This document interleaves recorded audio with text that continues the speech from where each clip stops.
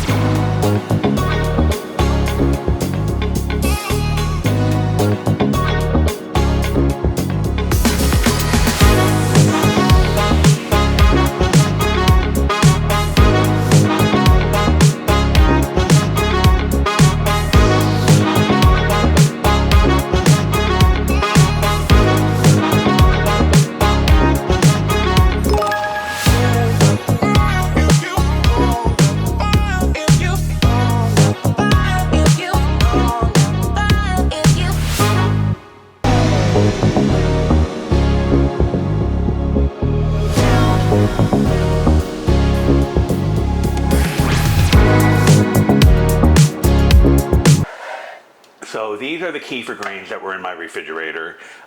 They've been neglected. They've been in this milk for, I want to say, about 6 weeks. So what I need to do is, before I start using them and doing the ferment, is I need to clean them off of this milk, kind of, refeed them a little bit, and then I'm going to feed them on the kitchen counter. Now there's going to be a decent amount of grains here, so I'm just going to go over to the sink. I'm not going to show you. I'm going to go over to the sink and I'm going to strain this out, and then I'm going to show you with what I have.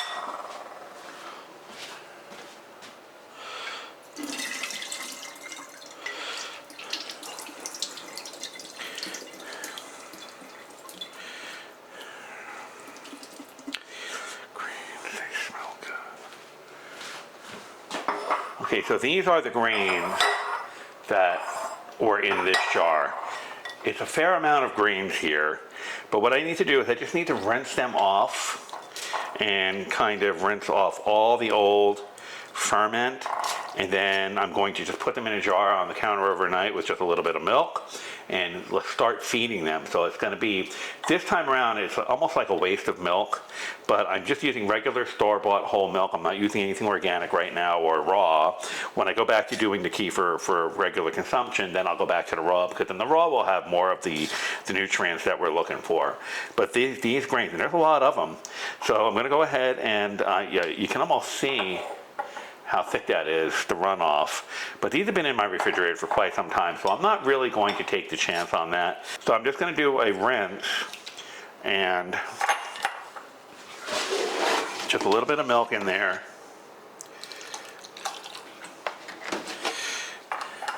Swirl them around, rinse them off.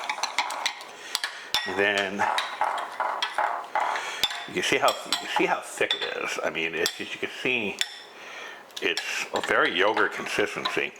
I actually kind of prefer this better, more than I prefer yogurt, actually. Take this over to the sink. I'm going to strain it out because we're not keeping this. And again, these are the grains rinsed off. I think they actually look like they're in pretty good shape. So I am going to go ahead and rinse them one more time.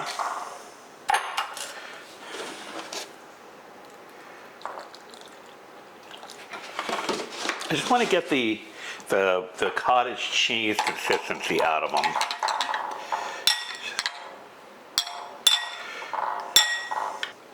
Then one more rinse. I think that should actually do it. I think they're in better shape than I thought they were.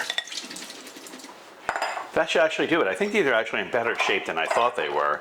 So they're good, dry, cottage cheesy. They rinsed well.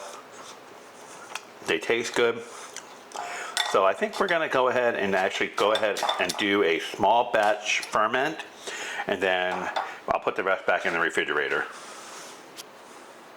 So what I'm going to do is I'm going to go ahead and do the quick feed on a regular size pint jar, and then I am going to go ahead and put the other grains in the refrigerator with the whole milk and just kind of put them in suspension. That way, I think they're okay. I think I was getting into my own head a little bit. So, you know, getting this ready for my, you know, my winter eating, if you will. So basically, it's going to be about a tablespoon of the grains, and it's about 2 cups of milk. So I don't want to use a lot because the first ferment or two is about getting the grains healthy. So I'm not going to be saving this kefir. I'll probably drink it when I strain it, but I'm not going for the full kefir. I'm just looking to feed these grains and get them healthy again. Now I am absolutely going to cover them with a ferment lid, and I have the ferment lid, but I really probably, all my, my sealed lids are dirty, so I'm going to have the ferment lid. Now what I need to be careful of is when I'm doing this is I can't have the 2 ferments side by side. So even though technically this is more of an extraction for the fire cider, I don't want them in the kitchen together. So I'll probably take this and just stick it on my desk in my office because I don't want the flavors of this to work its way into the kefir. So I'm going to put that in the office, and then this will just be on the counter, or I'll probably just do this in 12 hours, maybe 18 hours. But tomorrow morning I will absolutely strain this and then refeed it again. So that takes care of that. So these guys, I am just going to go ahead and put into the jar, and I probably should have a canning funnel, but go ahead and put these guys into the jar, and go ahead and just give them some fresh milk. And that's about all I'm going to give them, because they're going right back into the refrigerator, so they will be basically in suspension. But they will continue to eat the sugars, and they will slowly make kefir out of this. But I'm not looking to do that with it. This is just to store those extra grains. Now, this amount here, that was just a tablespoon. I can guarantee you that the grains that are in here within a week will double. I will have more. I will literally have 2 tablespoons. I'm filming this on a Tuesday, so I would guarantee by this Saturday that this will double out. So I think it's something that's very, very important is to get this back into my diet, and I've been lacking because of everything that's been going on. So I want to get my kefir done, or kefir, however you want to call it, and move on. into the fridge.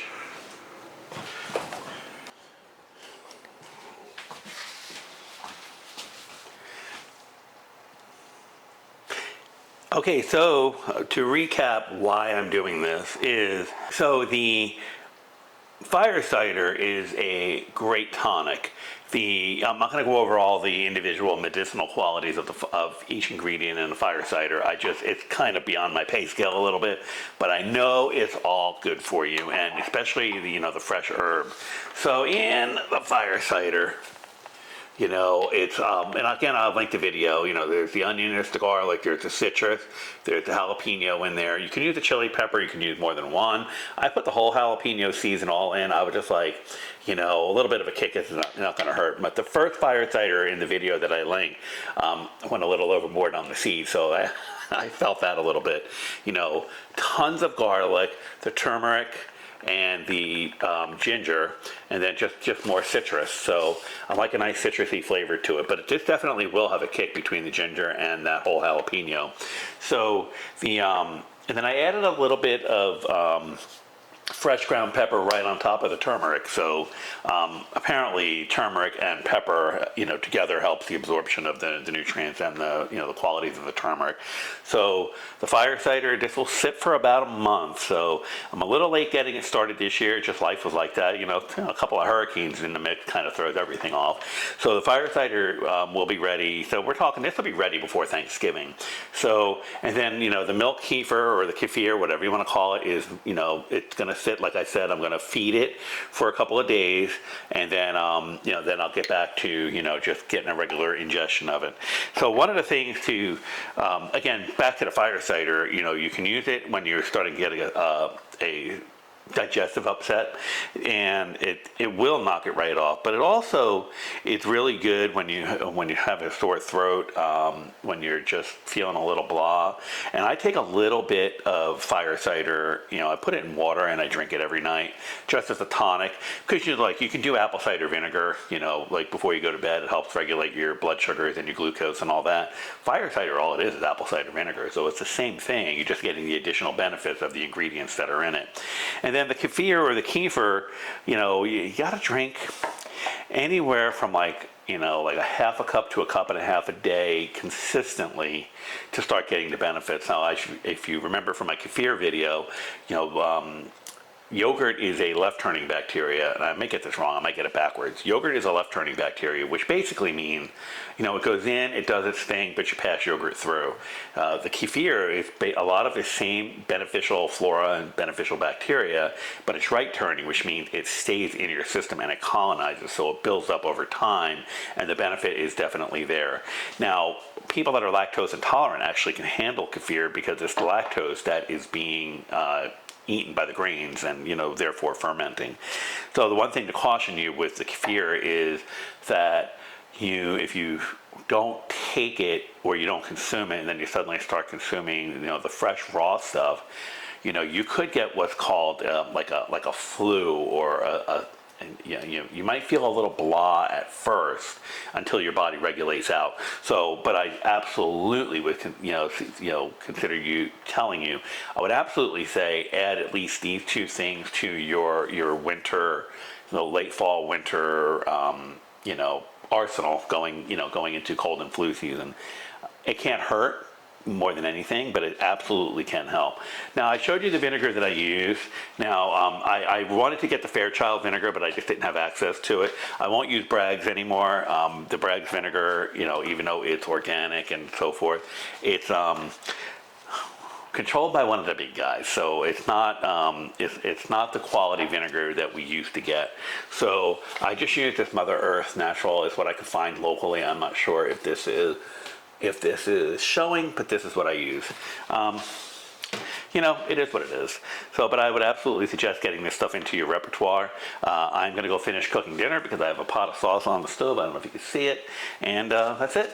So I appreciate you spending time. I hope you like and subscribe to this video, and we will just see you on the next one. Have a great day.